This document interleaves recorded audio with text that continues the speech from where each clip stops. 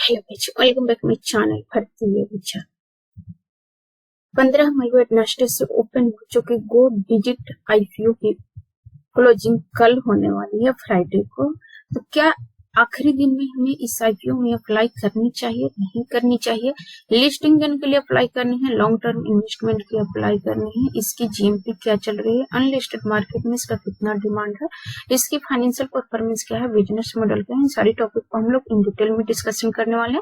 First of all, यदि आप मेरे चैनल पर पहली बार विजिट कर रहे हैं, अभी तक आपने मेरे चैनल को सब्सक्राइब नहीं किया तो मेरे चैनल को सब्सक्राइब करें एंड वीडियो पसंद आए तो लाइक शेयर जरूर करें। साथ ही साथ बेल नोटिफिकेशन को भी प्रेस करें ताकि मैं जब भी वीडियो अपलोड करूं उसका नोटिफिकेशन आपको टाइम टू टाइम मिलता रहे। चलिए भी हम लोग इसकी इम्पोर्टेंट डेट जान लेते हैं। आईपीओ नेक्स्ट 15 मई से ओपन हो चुका है, कल है क्लोज होने वाला है 17 मई फ्राइडे को। आखिरी दिन है इसमें अप्लाई करने के लिए। अलॉटमेंट 21 मई ट्यूसडे को है, रिफंड डेट 22 मई वेडनेसडे को है, credit of share to demat account 22 मई वेडनेसडे को है, लिस्टिंग 23 मई थर्सडे को। नेक्स्ट थर्सडे को आईपीओ लिस्ट हो जाएगी। इस आईपीओ का फेस वैल्यू 10 रुपए पर शेयर, प्राइस बैंड 258 से 272 रुपए पर शेयर, लॉट साइज 55 शेयर की है, टोटल इशू साइज 2614.65 करोड़ की है, फ्रेश इशू 1125 करोड़ की है and offer for sale 1489.65 crore की है। तो इसमें आधा, लगभग आधा से थोड़ा ही कम ए आईपीओ है जो ऑफर फॉर लिस्टिंग है, यानी कि इसमें जो निवेशक है वो अपना प्रॉफिट बुकिंग करके अपना प्रॉफिट बुकिंग करना चाहती है, अपनी हिस्सेदारी को बेचना चाहती है।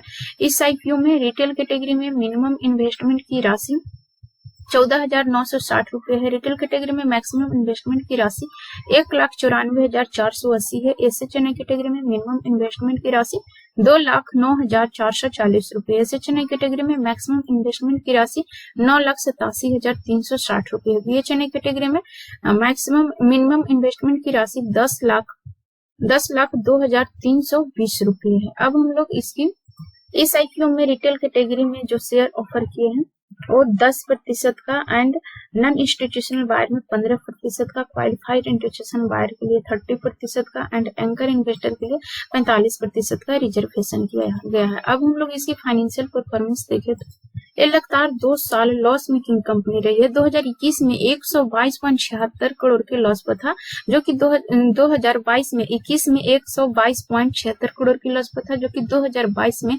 इसकी लॉस और बढ़ गई है और ये 295.85 करोड़ के लॉस पर चला गया, यानी कि दुगना से भी ज्यादा इसका लॉस बढ़ चुका। एंड यहाँ पे देखेंगे तो 2023 में इसकी लॉस पूरी तरीके से कवर होता हुआ दिख रहा है 35.54 करोड़ के प्रॉफिट पर। ये मुझे कुछ समझ में नहीं आ रहा।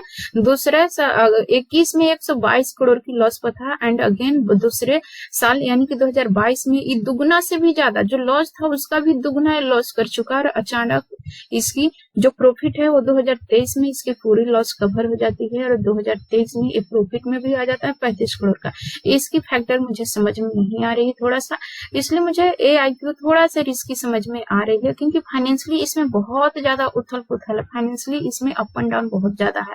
एंड यहाँ पे देखेंगे तो 9 महीने के अंदर इसकी प्रॉफिट 35 करोड़ से बढ़कर के 129 करोड़ की हो गई। इसकी रेवेन्यू भी माइनस में थी, 2021 में 118.55 करोड़ माइनस में था एंड 2022 में 293.64 करोड़ माइनस में था। फिर यहाँ पर 23 में कवर होकर के 39.19 करोड़ पर आया, पॉजिटिव हो गया और एंड 9 महीने के अंदर ये और बढ़ गया और 130.83 करोड़ के पॉजिटिव रेवेन्यू इसके पास है। बाकी हम लोग एसेट की बात करें तो 1874.80 करोड़ इसकी रेवेन्यू 2021 में थी, जो कि धीरे धीरे बढ़ करके 2023 में 31 दिसंबर तक 3619.95 करोड़ पर पहुंचा। नेटवर्थ इसका 1134.57 करोड़ से बढ़ करके 2459.34 करोड़ पर पहुंचा। रिजर्व सरप्लस 973.14 करोड़ से बढ़ करके 2391.97 करोड़ पहुंचा। टोटल बोरोइंग 200 करोड़ की है। यहाँ पर देखेंगे तो 9 महीने यहाँ पर 2023 में 30 दिसंबर तक इसकी उधारी 200 करोड़ की है। बाकी फाइनेंशियल आंकड़े बहुत अप एंड डाउन होते हुए दिख रहे हैं। यहाँ पर रिटर्न ऑफ नेटवर्थ 5.25% है। फाइनेंशियली मैं अगर इसमें रेटिंग देना चाहूँ तो 10 में से 2 रेटिंग दे सकती हूँ। ये 50% का भी चांस नहीं है कि इसमें प्रॉफिट होगा। इसकी लॉस होने के चांसेज 80% है कि इस IPO में पैसा लगाने के बाद लॉस ही होना है। अब हम लोग इसकी बिजनेस की बात करें तो इस कंपनी की स्थापना 2016 में हुई थी। गो डिजिट जनरल इंश्योरेंस लिमिटेड एक इंश्योरेंस प्रोवाइडर कंपनी है जो motor insurance, health insurance, travel insurance, property insurance, marine insurance, liability insurance and other insurance product ये प्रोवाइड करती है जो कस्टमरों को नीड होता है। इसके पास करेंटली 74 एक्टिव प्रोडक्ट्स हैं जो जिसका लाभ कस्टमर उठा रहे हैं।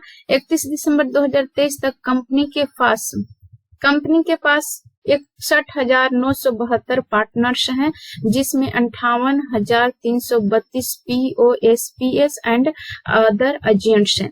और एक काफी इस सेक्टर का जो बिजनेस होता है, खास करके इंश्योरेंस प्रदान करने वाली जो कंपनियां होती है करने वाली, वो ज्यादा खर्चीला बिजनेस होता है क्योंकि उनका जो प्रॉफिट आता है वो आधे से ज्यादा एजेंट खा जाते हैं। तो ऐसे भी इंश्योरेंस कंपनियां बहुत अच्छा बेनिफिट बना करके नहीं देती है।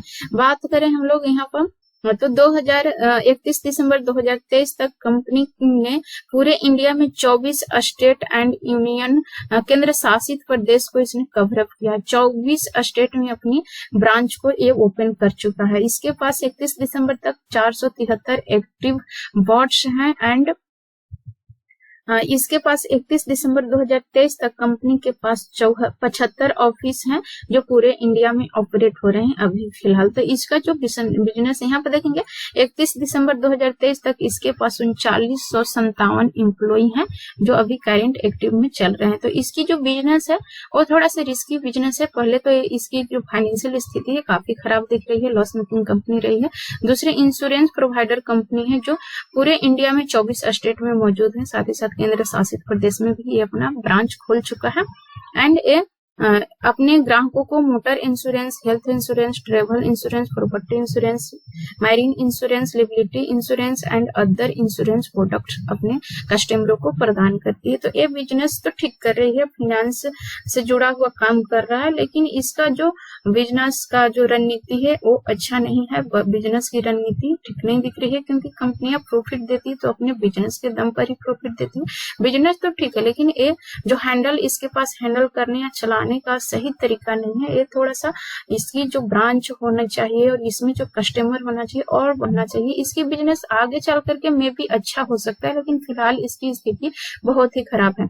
आज की तारीख में इसमें इसकी जो कंपटीटर है वो the new India insurance company, star health and allied insurance company, ICI Lombard general insurance company जिसकी सबसे ज्यादा रिटर्न ऑफ नेटवर्थ है और ICI लोम्बार्ड जनरल इंश्योरेंस की सबसे ज्यादा रिटर्न ऑफ नेटवर्थ है। सबसे कम यहाँ पे देखेंगे तो गो डिजिट का है। तो ऐसे भी अपने फील्ड में अपने कंपटीटर से काफी पीछे चल रहा है। आज के तारीख में इसका टोटल सब्सक्रिप्शन 0.79 टाइम्स हुआ है। रिटेल इन्वेस्टर कैटेगरी में 2.56 times and non institutional buyer के कैटेगरी में 0.73 टाइम्स, क्वालिफाइड इंस्टीट्यूशन के कैटेगरी में 0.24 टाइम्स। कुछ खास रिस्पांस नहीं मिल रहा है क्योंकि इसकी बिजनेस ठीक नहीं है, फाइनेंशियली परफॉर्मेंस भी काफी अच्छा नहीं दिख रहा है।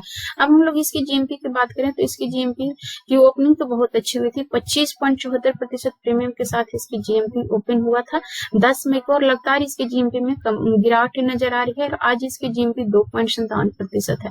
अगर इसमें कॉस्ट टू कॉस्ट में भी लिस्टिंग गेन मिल गया तो बहुत है क्योंकि लगातार इसके GMP गिर रहे हैं, लोग अच्छा रिस्पांस नहीं दे रहे हैं इस IPO में। बाकी निवेश करने या न करने का प्लान आपका होना चाहिए। फिलहाल मैं पर्सनली इस IPO को इग्नोर करने वाली हूँ। ऐसे IPO को इग्नोर करने में कोई दिक्कत की बात नहीं है। अगर भविष्य में इसकी स्थिति सुधरी तो हम लोग निवेश करने का विचार कर सकते हैं। बाकी निवेश करना या न करना आपका डिसीजन होना चाहिए। निवेश करने या न करने से पहले खुद की एनालिसिस रिसर्च जरूर करें, हो सके तो फाइनेंशियल एडवाइजर से भी एडवाइस लें, इसके बाद ही निवेश करने या न करने का विचार बनाए। थिंक कि सारे पॉइंट्स आप लोग क्लियरली समझ पा रहे होंगे। यदि समझ में आ रही है तो मेरे वीडियो को लाइक शेयर जरूर करें। अभी तक आपने मेरे चैनल को सब्सक्राइब नहीं किया तो मेरे चैनल को सब्सक्राइब करें, साथ ही साथ बेल नोटिफिकेशन को भी प्रेस करें ताकि मैं जब भी वीडियो अपलोड करूं उसका नोटिफिकेशन आपको टाइम टू टाइम मिलता रहे। So thanks for watching this video till and. जय हिंद।